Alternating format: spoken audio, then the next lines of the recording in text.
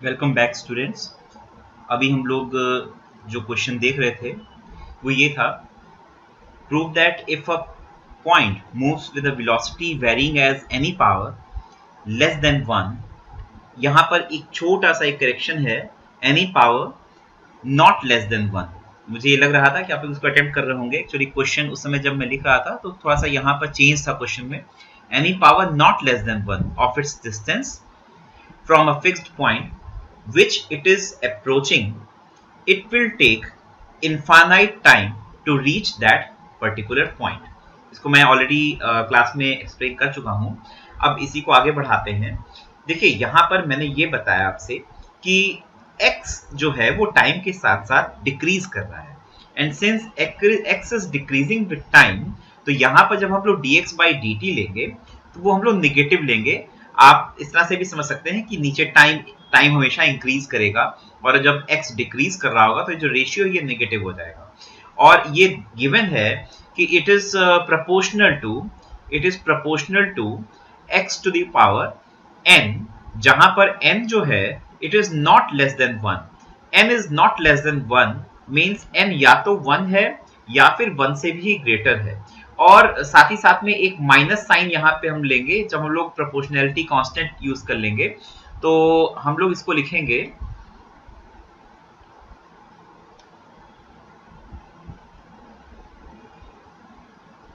dx upon dt equals negative mu x to the power n where n is greater than और equal to 1।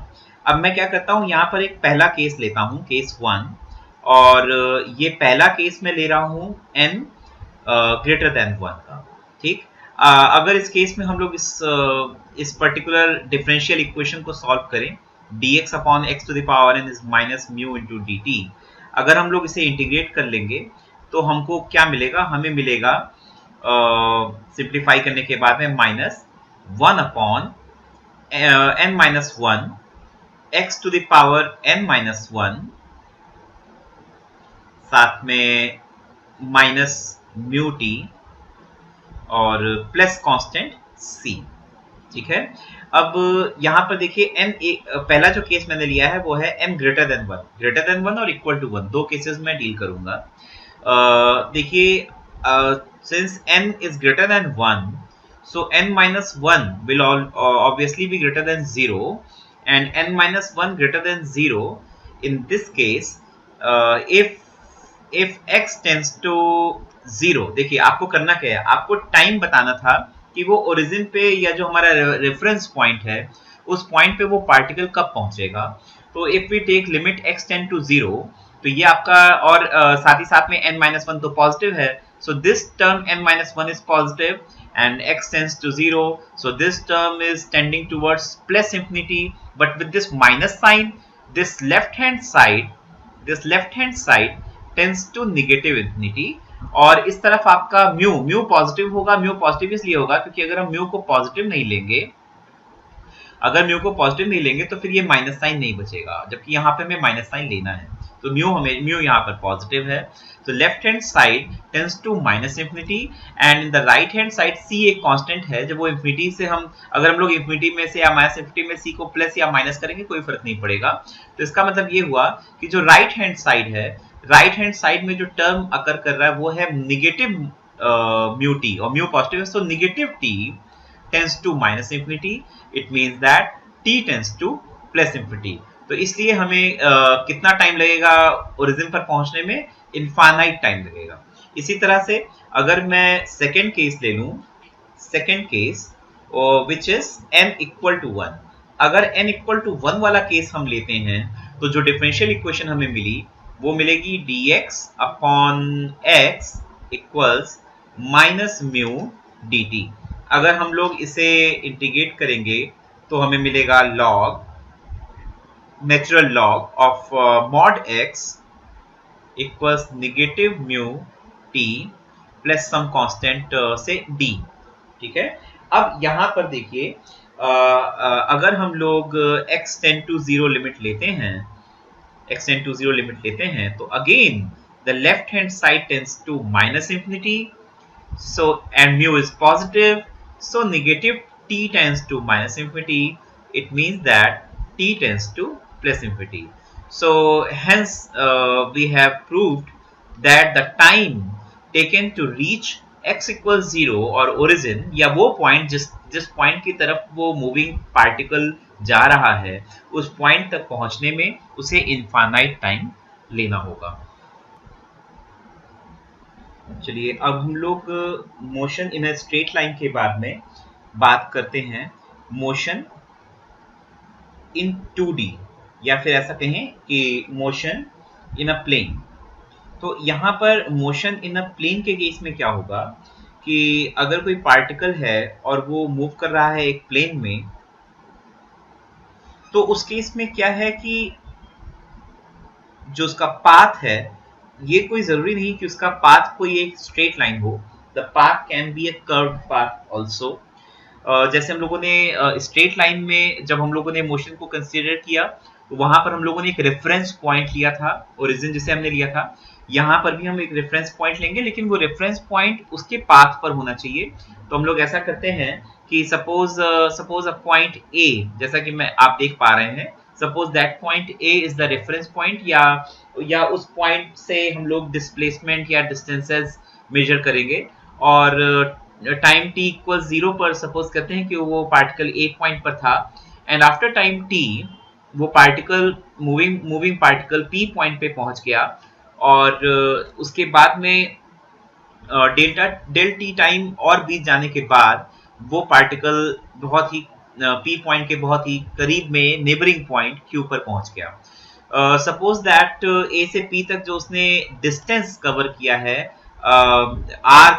Arc AP, मैं displacement नहीं distance की बात कर रहा हूँ। Arc AP, suppose arc AP is S and arc AQ ये हो जाएगा S प्लस डेल S, और टाइम जो इसका जो ड्यूरेशन है दैट इज डेल T। और अब अगर हम लोग बात करें कि वेलोसिटी क्या होगी at P, velocity at P, तो उसके लिए हम लोगों को चाहिए कि rate of displacement at P। Rate of displacement हम लोगों को डिटरमाइन करने के लिए हम लोगों को P से Q को मिलाना होगा, PQ कॉर्ड बनानी पड़ेगी, हम लोगों को PQ कॉर्ड बनानी पड़ेगी। तो यहां पर तो हो जाएगा कि chord PQ divided by delta T, क्योंकि देखिए डिस्प्लेसमेंट की बात करनी होगी वेलोसिटी के लिए, डिस्टेंस की बात नहीं। डिस्टेंस तो डेल S, हम जान रहे हैं कि डिस्टेंस उसने जो कवर किया है that distance is del S और ये S है आर्कवल डिस्टेंस। लेकिन कॉर्ड PQ हम यहाँ लेंगे डिवाइडेड बाय टाइम कितना है del T limit del T tends to 0। अब देखिए हम लोग अगर कॉर्ड PQ को डिवाइड करें आर्क PQ से और उसी आर्क PQ से मल्टीप्लाई कर दें, तो आर्क PQ जो है आर्क PQ डेल S है, so del S over del T, और लिमिट लेंगे हम, limit del T tends to 0, और del T tends to 0 limit का सीधा सा मतलब है कि Q point tends to P point. अब देखिए अगर कोई भी हम एक कर्व्ड पाथ लेते हैं तो उस कर्व्ड पाथ पे अगर Q पॉइंट P पॉइंट से डिस्टेंस पर है, if Q point is at some distance to P, वहां पर आर्क PQ जो होगी, arc PQ that will be greater than chord PQ। Arc PQ और इनका जो डिफरेंस होगा वो ज्यादा होगा, arc PQ will be greater than chord PQ, but तो arc PQ upon chord PQ जो होगा that will be greater than 1। लेकिन जैसे जैसे Q P की तरफ टेंड करेगा, ये जो दोनों के बीच का जो डिफरेंस है ये कम होता जाएगा।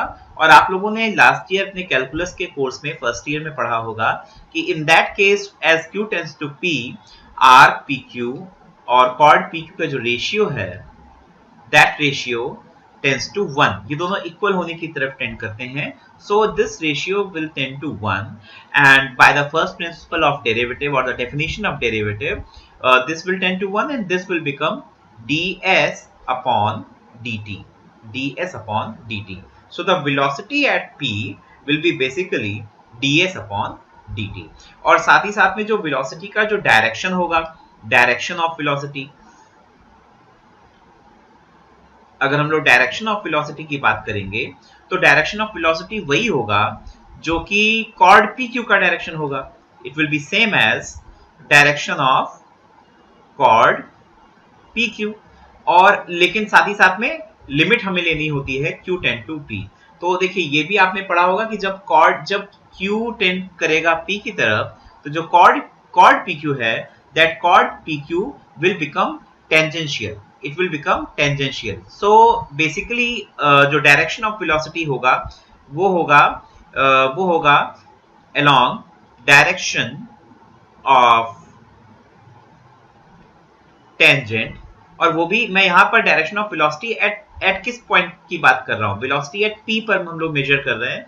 तो जो direction of velocity at p होगा that will B direction of tangent at p.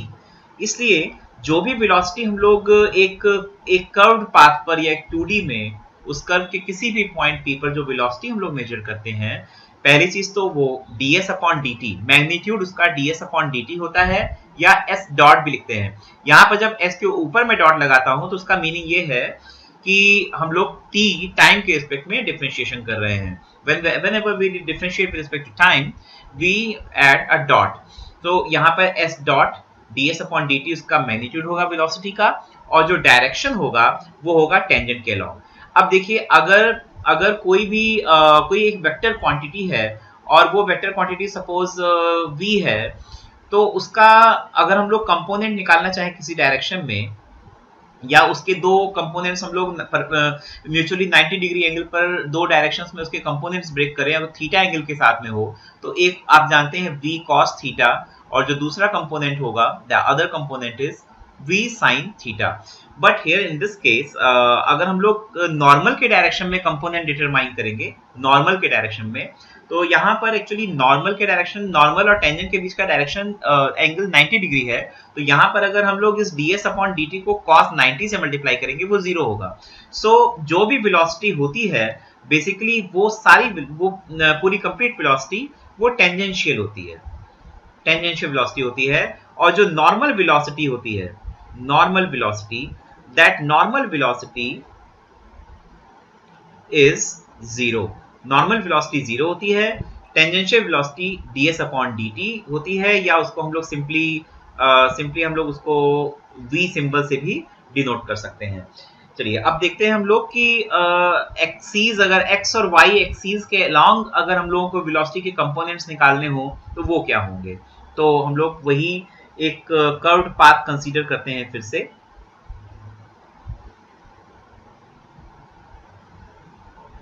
और उस कर्व्ड पाथ पे एक पॉइंट मैंने लिया P, रेफरेंस पॉइंट A है और Q को थोड़ा सा मैं दूर दिखा रहा हूँ, हालांकि इतनी दूर मुझे नहीं लेना है. Q को P की तरफ टेंड कराना है, नेबरिंग पॉइंट होना चाहिए, लेकिन आप लोगों को इजीली ये दिख रहा हो इसलिए मैं अलग थोड़ा सा दूर ले रहा हूँ. X एक्सिस, Y एक्सिस, और अब हम लोग जो डिटरमाइन करेंगे, now we will determine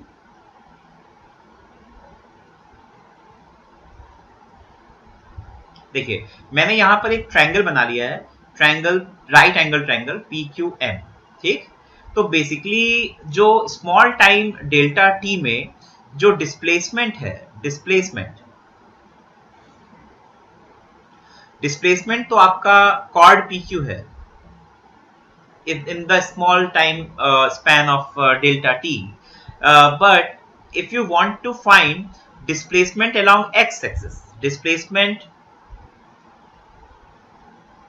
along x axis, and you also want to find component of displacement along y axis.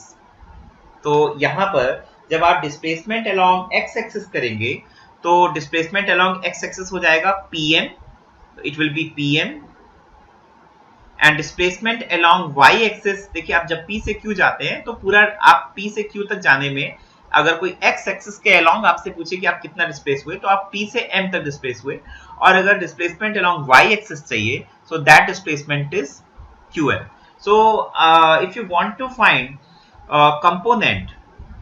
component of velocity along x axis, component of velocity along x-axis या in a direction parallel to x-axis.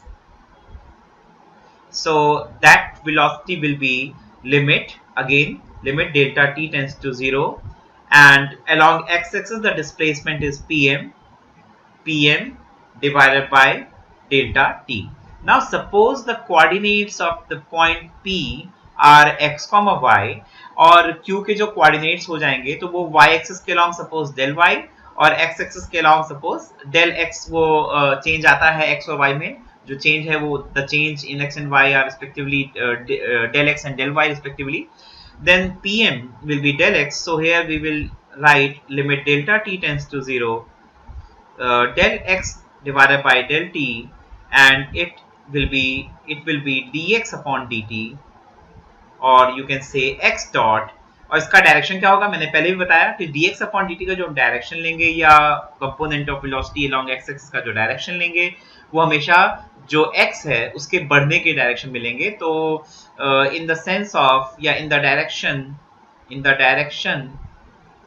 Of x increasing, in the direction of x increasing. तो ये हम लोग यहाँ पर इस case में लेंगे.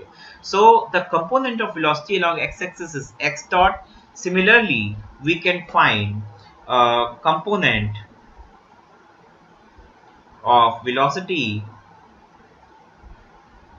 along y-axis, and the component of velocity along y-axis will be y dot in the sense of y increasing. और जो complete जो आपकी velocity थी वो क्या थी, वो थी v, और यानी कि s dot या ds upon dt. और इस velocity के जो दो components हैं म्यूचुअली परपेंडिकुलर डायरेक्शंस में वो हैं x dot और y dot. सो आप कह सकते हैं कि ds upon dt will be equal to square root of x dot square plus y dot square, क्योंकि हम जानते हैं कि अगर ये वेलोसिटी है और उसका एक कंपोनेंट x डॉट है और जो दूसरा कंपोनेंट y डॉट है, तो यहाँ पर राइट एंगल ट्रायंगल भी बनेगा और v square will be x dot square, square root of या v square will be x dot square plus y dot square. और हाँ, ये जो डायरेक्शन ऑफ वेलोसिटी था ये हम लोग थोड़ी देर पहले देख रहे थे कि ये टेंजेंट के अलोंग होती है. तो अगर ये टेंजेंट के अलोंग होती है और टेंजेंट का x एक्सिस जो पॉजिटिव x एक्सिस होता है, पॉजिटिव x एक्सिस के साथ में साई एंगल फॉर्म करती है टेंजेंट. हम लोग जानते हैं, जहां पर पढ़ा होगा आपने tan साई होता है dy divided by dx, right. तो यहां पर हम ये भी कह सकते हैं कि जो tan साई होगा that will be dy divided by dx, and it can be written as dy dt dx dt, or you can say it is y dot divided by x dot, or you can also say that ratio of components along y and x axes respectively.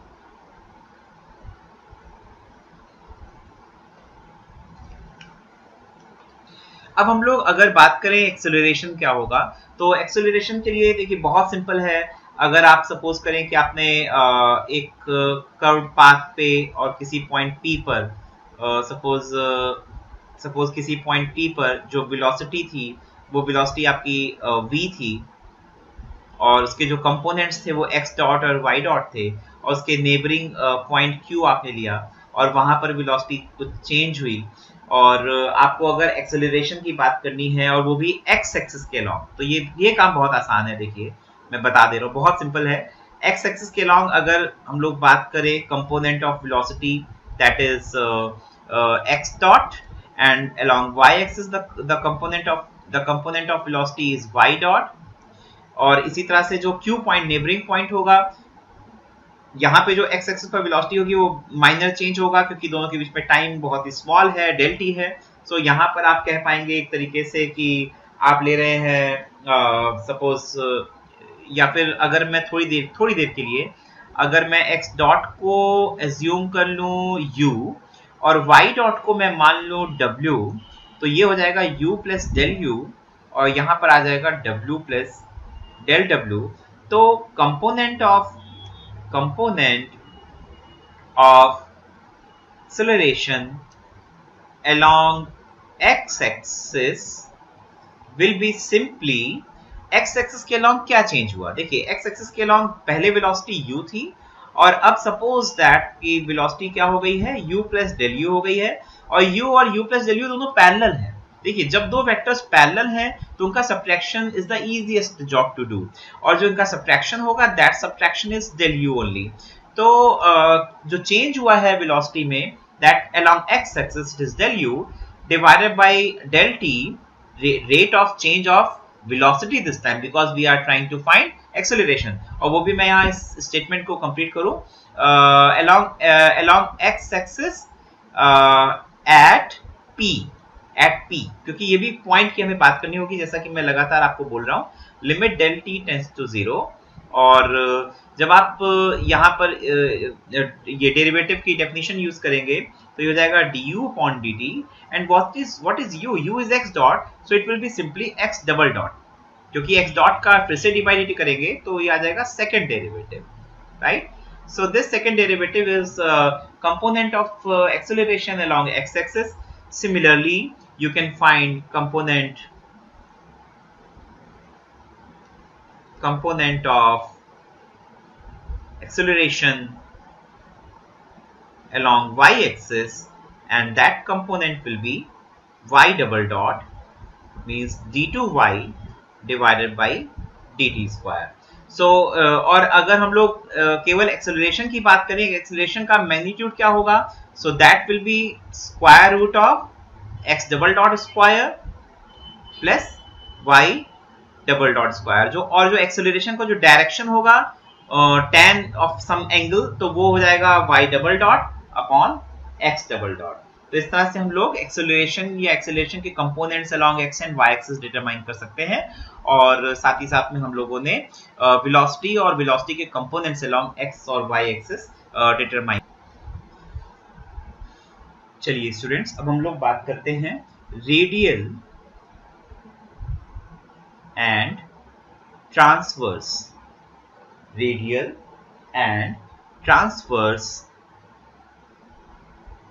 components of velocity and acceleration. So this is the next heading that we have to do, radial and transverse components of velocity and acceleration. तो देखिए basically radial आप लोगों को नाम से लग रहा होगा रेडियस वेक्टर हम लोग क्या पोलर कोऑर्डिनेट सिस्टम में अगर हम लोग बात करते थे तो किसी पर्टिकुलर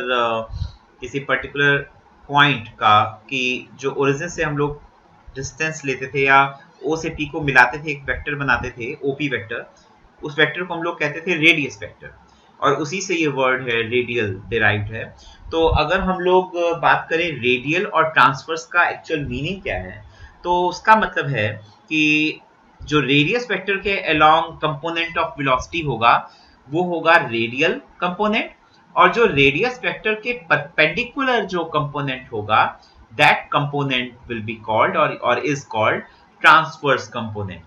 तो जैसे लेट अस सपोज कि एक पार्टिकल है और वो पार्टिकल मैं फिर से वही एक रेफरेंस पॉइंट ले लेता हूँ suppose that reference point is a और एक मूविंग पार्टिकल है 2D में प्लेन में और वो P पॉइंट पे पहुंच गया T टाइम पर ये T टाइम पर है और फिर Q पॉइंट पे पहुंच गया T plus del T time पर वो Q पे पहुंच गया। अब अगर हम लोग बात करें कि उसका नेट डिस्प्लेसमेंट कितना है तो उसका जो डिस्प्लेसमेंट है that displacement is PQ called PQ। लेकिन अगर जो हेडिंग है that is radial and transverse component of velocity तो हम लोग को करना ये होगा कि हम लोगों को रेडियस वेक्टर और normal to perpendicular to radius vector के डायरेक्शन में कंपोनेंट ऑफ वेलोसिटी चाहिए होगा। तो उसके लिए हम क्या करते हैं कि हम लोग रेडियस वेक्टर का तो मतलब है कि ओरिजिन से हम लोग क्या करेंगे ओरिजिन से हम लोग P को मिलाएंगे और O से P को मिलाते हुए हम लोग आगे प्रोड्यूस कर देंगे इसको। तो O से P को अगर हम लोग मिलाएं और आगे प्रोड्यूस करें ये, so this OP is actually radius vector and now यहाँ पे एक चीज मैं ऐड कर देता हूँ at P, इस हेडिंग में मैं ऐड कर दे रहा हूँ at P क्योंकि वेलोसिटी एक्सेलरेशन है तो वो किसी न किसी पॉइंट पर ही पूछा गया होगा। तो अगर मैं यहाँ पर एक at P पॉइंट या at a given point add कर दे रहा हूं, तो अब हम लोगों को P पॉइंट पर सारा डिस्कशन करना होगा, यानी कि जो कंपोनेंट रेडियस वेक्टर के अलावा निकालना होगा वो भी हमारा P पॉइंट पर जो रेडियस वेक्टर है उसके अलावा निकालना होगा। मतलब ये है कि जो वेलोसिटी है v, जो कि हम लोग डिटरमाइन कर चुके हैं अभी पहले, ds/dt होती है नेट वेलोसिटी, उसका कंपोनेंट हमें निकालना होगा रेडियस वेक्टर हुआ OP के अलावा, और ट्रांसवर्स कंपोनेंट के लिए हमको OP के परपेंडिकुलर जाना होगा।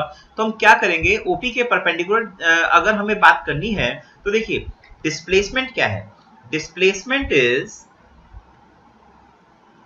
ये जो मैं बात कर रहा हूं इन del t time, in small time del t, ठीक।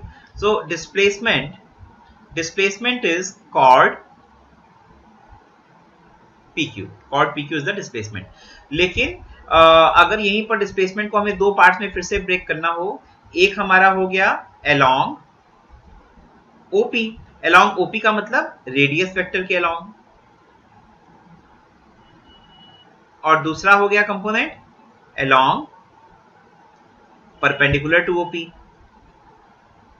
जो कि हमारा ट्रांसवर्स डायरेक्शन होगा।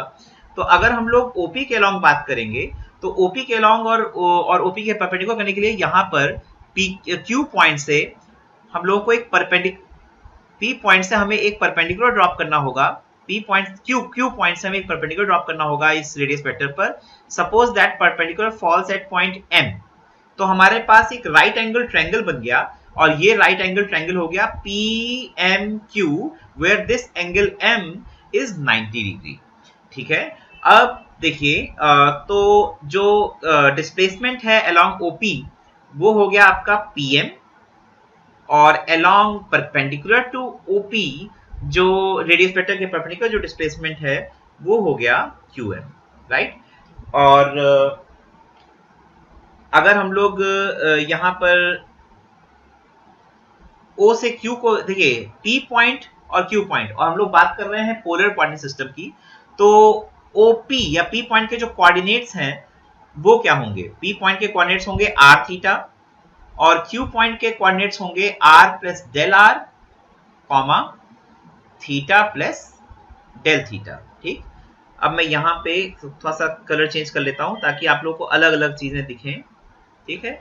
अब देखिए अगर हम लोग O से P को हम लोग ऑलरेडी मिला चुके हैं, ये R है और थीटा क्या होगा, दिस इज थीटा, राइट। तो अब अगर हम लोग वो R प्लस डेल R और थीटा प्लस डेल थीटा देखना है तो हमें O से Q को मिलाना होगा। तो हम लोग क्या करेंगे, हम लोग O से हम लोग Q को मिलाएंगे, और जो O से Q को मिलाने वाली जो लाइन होगी OQ, इसकी जो लेंथ है that will be R plus del R, right, OQ, क्योंकि Q पॉइंट के जो कोऑर्डिनेट्स हैं वो R प्लस डेल R और थीटा प्लस डेल थीटा है।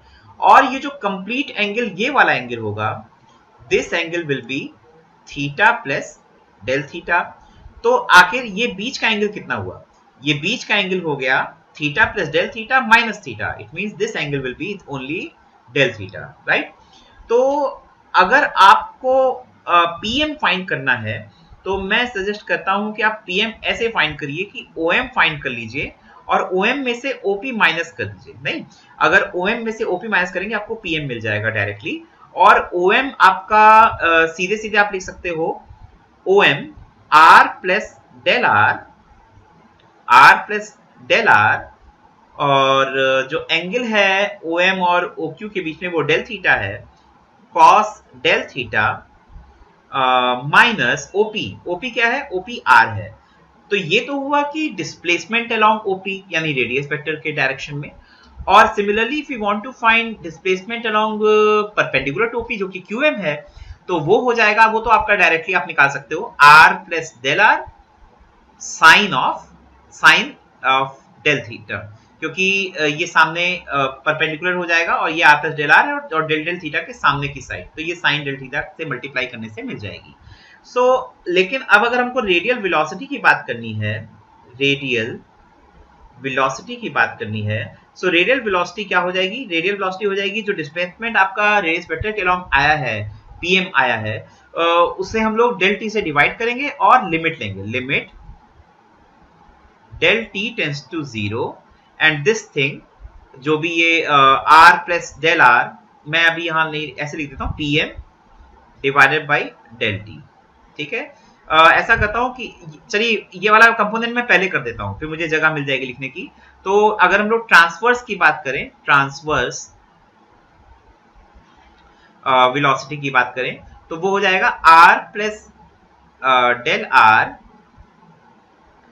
Sign del theta divided by del T, और लिमिट देखिए लिखना मिस हो गया, limit del T tends to 0।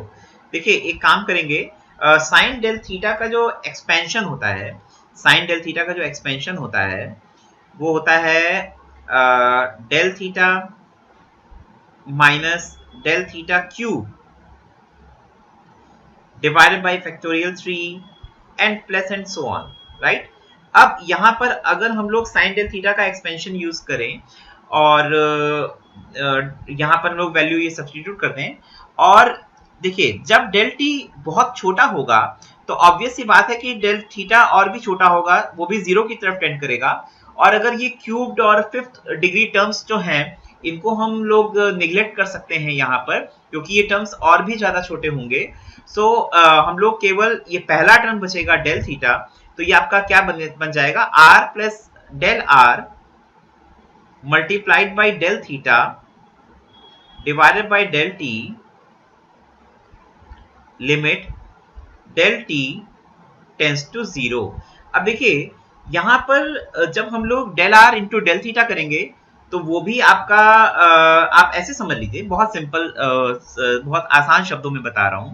देखिए del R upon del T, अगर या केवल del theta upon del T की बात करिए, जब हम लोग limit del T tend to 0 कर देंगे तो del theta upon del T will become derivative D theta upon D T, और D theta upon D T में मल्टीप्लाई होगा डेल आर, और वो भी del R del T del theta ये सारी चीजें किधर टेंड कर रही हैं, 0 की तरफ। तो जब हम लोग D theta upon D T में डेल आर मल्टीप्लाई करेंगे और डेल आर के नीचे डिनोमिनेटर में डेल टी नहीं है और डेल आर टेंड टू 0 करेगा, तो वो रेशियो भी नहीं है कि वो बच जाए, वो डेरिवेटिव हो जाए। तो वो जो क्वांटिटी होगी जो del R into del theta upon del T से लिमिट लेने पर आएगी वो 0 हो जाएगी।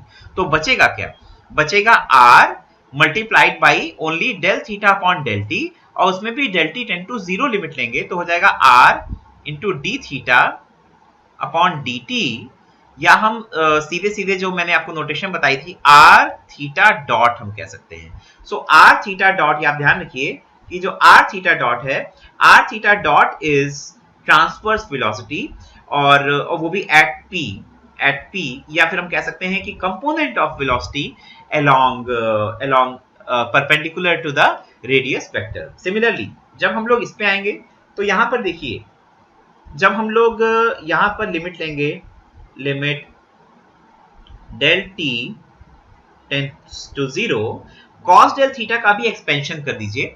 cos डेल थीटा का एक्सपेंशन जब करेंगे तो उसमें फर्स्ट टर्म आएगा 1 माइनस डेल थीटा स्क्वायर, तो वहां पर भी सेकंड और फोर्थ डिग्री टर्म्स आगे आएंगे, उनको हम छोड़ देंगे, तो क्या मिलेगा 1, केवल 1। तो अल्टीमेटली आपको मिला r plus del R minus r upon del T, और r कैंसिल हो जाएगा, del R upon del T tends to 0, this will become dr upon dt।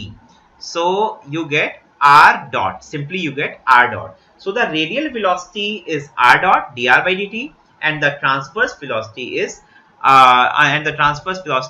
r theta dot। अब हम लोग देखेंगे कि जो अभी हम लोगों ने पिछले रिजल्ट्स देखे थे उससे इसको कोरिलेट करते हैं। हम लोगों ने थोड़ी देर पहले देखा था कि v जो होती है वेलोसिटी s डॉट होती है, और वो हो जाती है square root of X dot square plus Y dot square, और tan psi dy by D X होता है, और वही यहां पर हम कह सकते हैं y dot divided by x dot होगा। ये हो जाएगा वेलोसिटी का angle, angle made by the velocity vector with x axis. अब हम लोगों ने जो अभी देखा उसके अकॉर्डिंग वेलोसिटी के दो म्यूचुअली परपेंडिकुलर डायरेक्शन है, रेडियस वेक्टर और परपेंडिकुलर टू रेडियस वेक्टर। उनके अलोंग जो उसके कंपोनेंट्स आए हैं, एक कंपोनेंट मिला है r डॉट, तो r डॉट का स्क्वायर, और दूसरा कंपोनेंट मिला है r theta dot, so r theta dot square. Now we are getting r dot square plus r theta dot square, और इसका स्क्वायर रूट करेंगे तो हमको फिर से वही वेलोसिटी हम लोगों को s डॉट, क्योंकि वेलोसिटी जो है वो तो s डॉट ही है, लेकिन उसके कंपोनेंट्स हम लोग अलग अलग तरह से निकाल रहे हैं। तो अगर एक्स वाई प्लेन में निकाल रहे हैं तो एक्स डॉट वाई डॉट मिल रहे हैं, अगर पोलर कोऑर्डिनेट सिस्टम में रेडियस वेक्टर और परपेंडिकुलर टू रेडियस वेक्टर निकाल रहे हैं तो एक कंपोनेंट मिल रहा है r डॉट और दूसरा कंपोनेंट मिल रहा है r थीटा डॉट। अब यहाँ पर मैं आपको कुछ काम करने के लिए देता हूँ आपके होमवर्क में। एक मैं दे रहा हूँ रेडियल एंड ट्रांसवर्स एक्सेलरेशन, और रेडियल एक्सेलरेशन जब आप डिटरमाइन करोगे तो रेडियल एक्सेलरेशन का मतलब क्या हो जाएगा, component of acceleration along radius vector and the transverse will be component of acceleration along perpendicular to the radius vector। और हाँ, at point P, जिस पॉइंट की हम बात कर रहे होंगे उसी पॉइंट पे सारे डायरेक्शंस हमें कंसीडर करने होंगे। आपको जो रिजल्ट मिलेगा वो मिलेगा रेडियल एक्सेलरेशन का r double dot minus r theta dot square, और ट्रांसवर्स एक्सेलरेशन का जो रिजल्ट आपको मिलेगा वो आपको मिलेगा r theta double dot plus 2r dot theta dot, या फिर इसको और सिंप्लीफाइड फॉर्म में हम लिख सकते हैं 1 upon r d by D T r square theta dot. तो so this will you will get this as transverse acceleration and you will get this as as radial acceleration। एक चीज यहाँ फिर से मैं रिपीट करूंगा कि जो हम लोग यहाँ पर फाइंड कर रहे हैं रेडियल वेलोसिटी वो r डॉट आई है। तो r डॉट, ये बात ध्यान रखिएगा, r डॉट किस डायरेक्शन में होगा, in the direction in which r is increasing, क्योंकि dr by dt है। और जो ट्रांसवर्स वेलोसिटी है वो किस डायरेक्शन में हम लोग लेंगे, कंसीडर करेंगे। इसमें जो डेरिवेटिव आ रहा है वो r का नहीं आ रहा है, वो थीटा का आ रहा है, d थीटा अपॉन dt आ रहा है। तो यहाँ पे जब ट्रांसवर्स वेलोसिटी एट p की बात करेंगे तो वो जो डायरेक्शन हम लेंगे वो थीटा इंक्रीजिंग के डायरेक्शन में लेंगे, और रेडियल वेलोसिटी की जब हम बात करेंगे तो वो जो डायरेक्शन होगा वो r इंक्रीजिंग के डायरेक्शन में हम लोग लेंगे। एक और चीज मैं आपको करने के लिए अभी देता हूं, वो भी आप लोग होमवर्क में नोट कर लीजिएगा। अगर आपको प्रॉब्लम्स इसमें आएंगी वो प्रॉब्लम्स हम लोग नेक्स्ट टर्म पे या नेक्स्ट वीडियो में मैं उसको जरूर एड्रेस करूंगा। वो है, जैसे कि मैंने एक्सेलरेशन में रेडियल और ट्रांसफर एक्सेलरेशन की बात की, उसी तरह से हम लोगों ने देखा था अभी थोड़ी देर पहले एक टेंजेंशियल और नॉर्मल डायरेक्शन भी होता है, या अभी ऊपर ही आपके सामने मैंने यहाँ लिखा कि v जो है वो s डॉट है। बेसिकली ये जो वेलोसिटी होती है ये किस डायरेक्शन में होती है, टेंजेंट के डायरेक्शन में होती है या टेंजेंशियल होती है। और साथ ही साथ में मैंने ये भी बताया था कि नॉर्मल वेलोसिटी जो हो जाएगी, नॉर्मल वेलोसिटी 0 हो जाएगी। So there is no component of velocity along normal and along tangent, the whole velocity is along tangent. So the velocity, we also say the velocity as tangential velocity and that velocity is s dot। अब अगर हम लोग इन्हीं tangent और normal के direction में acceleration की बात करेंगे तो वो क्या होगा। तो देखिए आप लोगों के लिए यही एक एक्सरसाइज है आज कि अगर हम लोग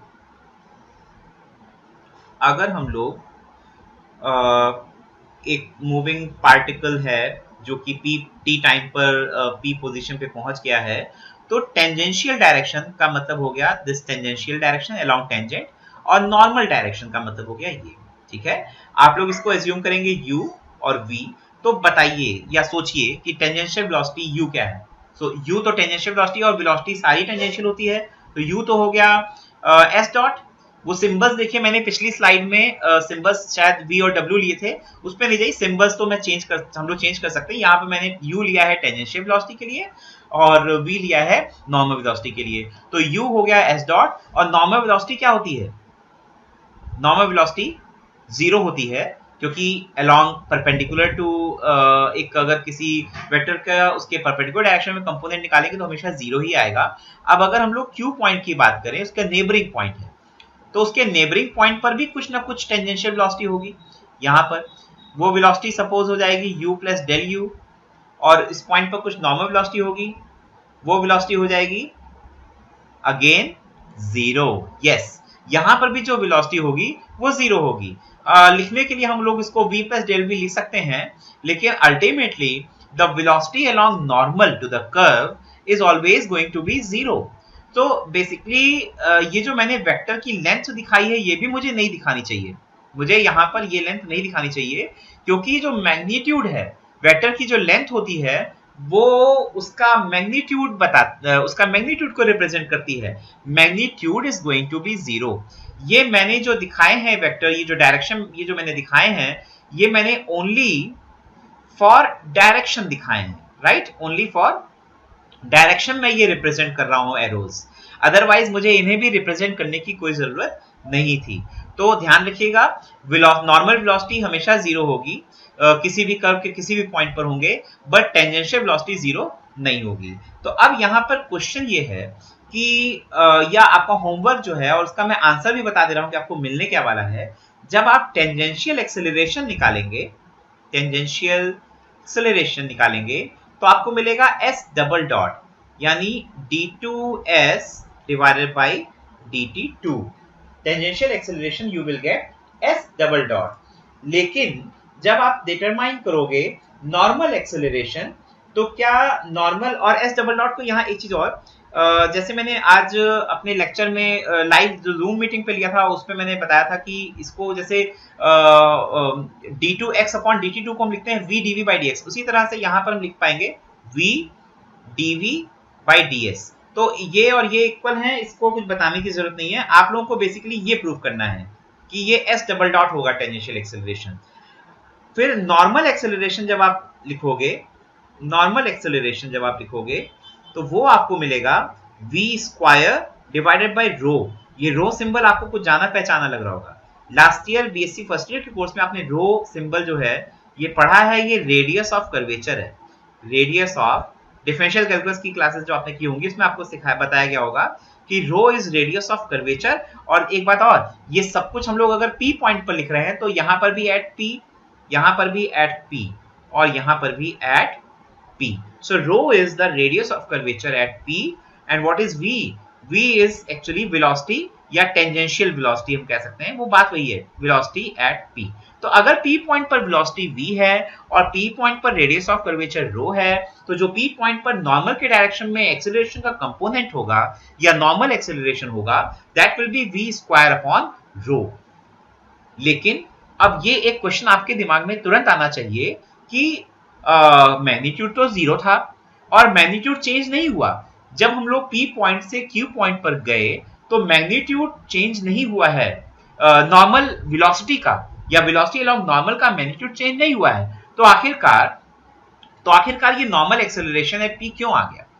तो यहाँ पे मैं आपको लॉ ऑफ इनर्शिया पे ले चलता हूँ। लॉ ऑफ इनर्शिया क्या कहता है? अगर आप लोग किसी डायरेक्शन में मूव कर रहे हो, ध्यान से देखिएगा, अगर आप लोग किसी डायरेक्शन में मूव कर रहे हो और कोई एक्सटर्नल फोर्स नहीं लग रही है, या आप अगर एक जगह पे बैठे भी हुए हो, कोई एक्सटर्नल फोर्स नहीं लग रही है, तो आप या तो वहीं बैठे रहोगे, या फिर अगर आप मूव कर रहे हो तो उसी डायरेक्शन में उसी वेलोसिटी से मूव करते रहोगे। लेकिन यहां पर चलिए मूवमेंट तो नहीं हुई नॉर्मल के अलोंग, बट डायरेक्शन चेंज हो गया है। अगर आप ध्यान से देखेंगे तो ये डायरेक्शन नॉर्मल का और ये डायरेक्शन अलग था, ये दोनों डायरेक्शन अलग हैं, ये दोनों डायरेक्शन अलग हैं, तभी तो ये दोनों नॉर्मल जाके कट कर रही होंगी, फिर कुछ ना कुछ रेडियस ऑफ कर्वेचर मिल रही होगी, ये स्ट्रेट लाइन पाथ नहीं है। फिलहाल बहुत सारी बातें हैं, लेकिन बहुत शॉर्ट में मैं बात करूंगा, डायरेक्शन चेंज हो गया। अगर मैग्नीट्यूड नहीं चेंज हो रहा लेकिन डायरेक्शन फिर भी चेंज हो रहा है, तो इसका मतलब ये नहीं है कि नॉर्मल वेलोसिटी चेंज नहीं हुई। नॉर्मल वेलोसिटी चेंज हुई because it's a vector quantity, and magnitude and direction, if both the things are constant, only then the vector is constant, right? तो यहाँ पर नॉर्मल एक्सेलरेशन 0 नहीं होगा, वो कुछ ना कुछ आपको जरूर मिलेगा, वो मिलेगा v square divided by rho. तो आपके होमवर्क में मैंने दो चीजें और दी हैं, tangential acceleration at P and normal acceleration at P, और साथ ही साथ में एक बहुत ही आसान सा, बहुत ही छोटा सा एक रिजल्ट है, that result is relation between angular and linear velocities. ये रिलेशन भी आपको मैं करने के लिए एक एक्सरसाइज में दे रहा हूं। बेसिकली यहाँ पर अगर हम लोग एंगुलर वेलोसिटी की बात करेंगे, बहुत आसान है। अगर आप लोग किसी कर्व के अलोंग कोई अगर पार्टिकल मूव कर रहा है, उसे ऑब्जर्व करते हैं, so if at this point the polar coordinates are r theta, and at the neighboring point if the polar coordinates are r plus del r comma theta plus del theta, so from p to q जो angle है theta जो angle है theta उसमें change आ गया, और वो change जो आया, वो चेंज कितना आया, वो चेंज आया डेल थीटा, राइट। तो इसलिए चूंकि ये एंगल भी चेंज हो रहा है, तो इस केस में यहाँ पर एक वेलोसिटी हम लोग और भी यहाँ पर कंसीडर करेंगे, that will be rate of change of that angle with respect to point O, और rate of change of angle with respect to point O बहुत आसानी से हम लोग लिख सकते हैं del theta upon del T, क्योंकि डेल टी टाइम में कितना एंगल चेंज हुआ, डेल थीटा, तो पर यूनिट टाइम में कितना चेंज होगा, del theta divided by del T, और ये हो जाएगा limit del t tends to 0, so you will get theta dot. So this is the angular velocity theta dot.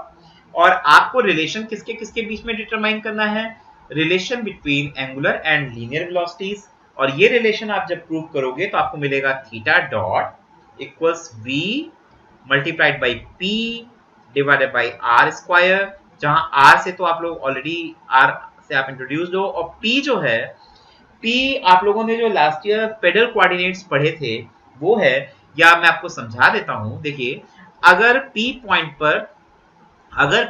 पर टेंजेंट, मैं कलर चेंज कर दे रहा हूं यहाँ पर ताकि आप लोगों को आसानी से समझ में आ जाए। अगर P पॉइंट पर हम लोग टेंजेंट ड्रॉ करें, if we draw tangent at P point, right, so इस P पॉइंट पर अगर टेंजेंट ड्रॉ की जाती है तो ये जो डायरेक्शन है, ये डायरेक्शन क्या है, V का डायरेक्शन। V क्या है, टेंजेंशियल वेलोसिटी, क्योंकि वेलोसिटी किस डायरेक्शन में होती है, टेंजेंट के डायरेक्शन में। ये एंगल कितना होगा, टेंजेंट का x एक्सिस से एंगल, टेंजेंट का x एक्सिस से जो एंगल होगा दैट विल बी साई, और ये एंगल डेल थीटा है, और थीटा कौन सा एंगल है, this angle is, this small angle, this angle is theta, और दिस इज साई, और r क्या है, r इज OP, और P क्या होता है, पेडल कोऑर्डिनेट्स जब आप पढ़ते हैं तो इन पेडल कोऑर्डिनेट्स में जो पोल से या ओरिजिन से जो टेंजेंट पर परपेंडिकुलर ड्रॉप किया जाता है, दैट परपेंडिकुलर, उसकी जो लेंथ होती है उसको हम लोग स्मॉल p सिंबल से डिनोट करते हैं, जो कि आप लोगों ने लास्ट ईयर देखा भी है। एंड एक आपने रिलेशन पढ़ा होगा, p is equal to r sin phi, ध्यान आ रहा होगा आप लोगों को, p is equal to r sin phi। Rho के लिए आपने क्या पढ़ा है last year, ds upon d psi। ये सारी बातें आपको इन रिजल्ट्स में यूज करनी होंगी। Radius of curvature, intrinsic coordinates, yes, s and psi are intrinsic coordinates, और ये पेडल कोऑर्डिनेट्स के लिए एक इंपॉर्टेंट रिलेशन होता है। सो बेसिकली यहाँ पर p जो है वो r sin phi है, तो sin phi की जगह पे आप लोग p अपॉन r यूज करते हुए इस रिजल्ट को प्रूव करोगे कि theta dot is v into p divided by r square. So this is your homework number 3। आज मैंने आपको 3 काम दिए हैं। This is your homework number 3. Your homework number 2 is tangential acceleration and normal acceleration, and your homework number 1 is radial and transverse acceleration, जो कि आपके r double dot minus r theta dot square और ये होते हैं। तो अभी मैं आज का ये जो वीडियो लेक्चर है इसको यहीं पे रोकता हूँ, और जो फर्स्ट लेक्चर जो जूम मीटिंग में हुआ था वो और ये दोनों मिला करके आपको यूट्यूब पर मैं प्रोवाइड कर दूंगा दोनों लेक्चर्स को। आप लोग इन लेक्चर्स को अच्छे से, एक बार नहीं, आपके कन्वीनियंस को ध्यान में रखते हुए मैं ये लेक्चर्स यूट्यूब पे प्रोवाइड कर रहा हूँ, ताकि आप इसको जब भी चाहें 2 बार 3 बार 4 बार जितनी बार भी समझना चाहें, देखना चाहें, देख सकते हैं। So thank you.